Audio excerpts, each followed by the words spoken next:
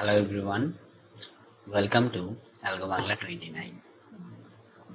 আজকে আমরা আমাদের যে STL প্লেলিস্টের আমরা যারা সবাই STL প্লেলিস্টটি কমপ্লিট করেছি তাদের জন্য আমরা কয়েকটা প্রবলেম সেট নিয়ে আসছি। তো যারা যারা আমাদের STL এর প্লেলিস্টটি কমপ্লিট করিনি তারা আই বাটনে ক্লিক করে আমাদের প্লেলিস্টটি দেখে নিতে পারবেন। আজকে আমরা আমাদের STL রিলেটেড কয়েকটা প্রবলেম সলভ নিয়ে আলোচনা করব এবং আমরা কয়েকটা প্রবলেম সলভ করব। আমাদের STL এর প্রথম টপিক ছিল হচ্ছে ভেক্টর। তো আমরা ভেক্টর সর্ট একটা প্রবলেম আমরা কি সলভ করব এবং বোঝার চেষ্টা করব। তো আমরা প্রথমে প্রবলেম স্টেটমেন্টটা পড়ি। প্রবলেম স্টেটমেন্টে বলা আছে যে আমাদের একটা n সাইজের ইন্টিজার দেয়া থাকবে বা n নাম্বারের ইন্টিজার দেয়া থাকবে। তো আমাদেরকে এই যে n যে ইন্টিজার গুলা সেই ইন্টিজার গুলাকে কি করতে হবে, সর্টেড অর্ডারে প্রিন্ট করতে হবে। তো কি করতে হবে, সর্ট করতে হবে। জাস্ট আমাদের সর্ট করলে হবে। আমরা যারা যারা ভেক্টর STL সম্বন্ধে জানি তারা অবশ্যই জানি যে কিভাবে এটা সলভ করতে হবে। তো আমরা একটু ইনপুট আউটপুট স্টেটমেন্টটা দেখে আসি। আমাদের এখানে বলা আছে যে ইনপুট ফরম্যাট হবে কি ধরনের। প্রথম যে লাইনটা, first line consist of n, যেখানে কি n হচ্ছে একটা ইন্টিজার নাম্বার, আর এর পরের লাইন কন্টেন n ইন্টিজার্স, মানে যে পরিমাণ n নাম্বার সেই নাম্বারের আমরা কি এলিমেন্ট নিব। ভেক্টর অ্যাকচুয়ালি কি ভেক্টর। এখানে আমাদের স্যাম্পল ইনপুট এবং স্যাম্পল আউটপুট হচ্ছে দেওয়া আছে।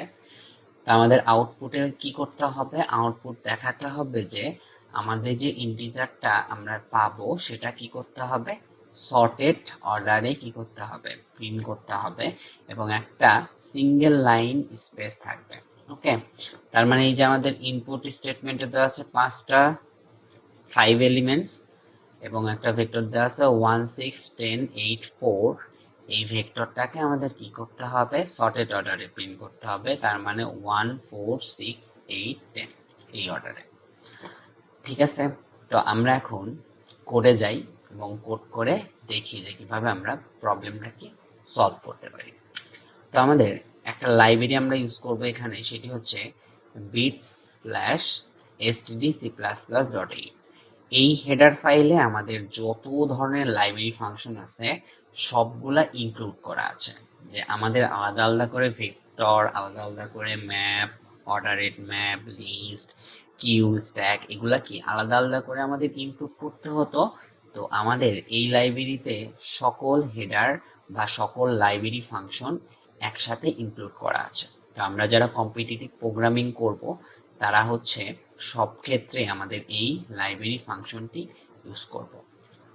ওকে, তো আমাদের ইনপুট স্টেটমেন্টে আমরা দেখতে পেলাম যে প্রথমে আছে একটা ইন্টিজার, সেটি ইনপুট নিতে হবে, তারপর আমাদের ভেক্টরটাকে ইনপুট নিতে হবে। তা আমরা প্রথমে একটা ইন্টিজার নেই, ইন্টিজার n, এবং ওটাকে ইউজার থেকে ইনপুট নিতে গেলে আমরা একটা ইনপুট নিলাম।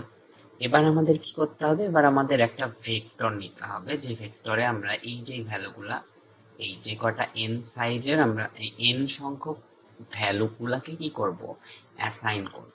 তো আমরা একটা ভেক্টর নিই, সেটা কি ধরনের, ইন্টিজার টাইপ। ওখানে বলেই দেওয়া আছে ইন্টিজার v নিলাম এবং আমাদের কয়টা সাইজ হবে, সাইজ হচ্ছে n সংখ্যক।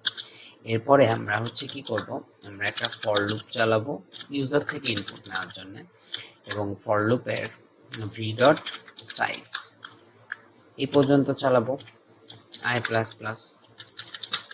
ওকে, এরপরে আমরা ইনপুট নিব ভি অফ i সেগমেন্ট। তাহলে আমাদের ইনপুট নেওয়া শেষ, তার মানে আমাদের এই কাজটি করা শেষ। 1 6 10 8 4 এটা আমাদের ইনপুট চলে আসছে। এবার আমাদের কি করতে হবে, সর্টেড অর্ডারে প্রিন্ট করতে হবে। আমরা জানি, যারা STL এর ভিডিও দেখে ফেলছি তারা জানি যে ভেক্টরে কিভাবে সর্ট করে। আমাদের একটা ফাংশন আছে, সেটি হচ্ছে সর্ট ফাংশন। তো সর্ট ফাংশন আমাদের ভেক্টর বিগিন থেকে আমাদের v.n, এই ফাংশনটি একবার কাজ করলে আমাদের কি হয়ে যাবে, আমাদের যে ডেটা আছে সেটা অটোমেটিক্যালি সর্টেড অর্ডারে প্রিন্ট হয়ে যাবে। এবার আমাদের কি করতে হবে, এবার আমাদের জাস্ট ডেটাটাকে প্রিন্ট করে দিতে হবে। তো আমরা এখানে খালি কাউট ইউজ করব, আমরা কপি করলাম কাউট ভেক্টর, এবং আমাদের বলে দিচ্ছে যে একটা সিঙ্গেল স্পেস ব্যবহার করতে হবে। আমরা সিঙ্গেল স্পেস ব্যবহার করলাম, এবং আমরা এখানে চাইলে একটা নিউ লাইন দিয়ে দিতে পারি। তাহলে আমরা একটা নিউ লাইন দিয়ে দিলাম। এই ছিল আমাদের সিম্পল কোড। আমাদের কোড হয়ে গেছে। এবার আমরা প্রথমে রান করি। রান করার পর দেখি যে আমাদের টেস্ট কেসগুলা ঠিকঠাক আছে কিনা। তো আমরা দেখতে পাচ্ছি যে আমাদের ইনপুটে যা চেয়েছিল এবং আমার আউটপুট আসছে এটা, এবং আমাদের এক্সপেক্টেড আউটপুটও কত, এটাই। এবার আমরা কি করি, এবার আমরা সাবমিট দিই। সাবমিট চলছে। ওকে, এই যে আমাদের কি হয়ে গেছে, সাকসেস। এই যে আমাদের কনগ্রাচুলেশন চলে আসছে, তার মানে আমাদের কোডটি কি অ্যাকসেপ্ট হয়েছে। এই ছিল আমাদের প্রথম প্রবলেম, যেটি ছিল হচ্ছে ভেক্টর সর্টের উপর। আপনারা চাইলে এই প্রবলেমটি আপনারা নিজেরা প্র্যাকটিস করতে পারেন। আমাদের ডিসক্রিপশন বক্সে এই প্রবলেমের লিঙ্ক দেওয়া থাকবে, আপনারা সেখান থেকে চেক আউট করে নেবেন। সবাই অ্যালগো বাংলা 29 এর পাশে থাকুন। আমরা সামনে আরো প্রবলেম সলভিং ভিডিও নিয়ে আসব আপনাদের সুবিধার্থে। আমরা সব সময় কাজ করে যাচ্ছি। সবাইকে এই পর্যন্তই, ধন্যবাদ সবাইকে।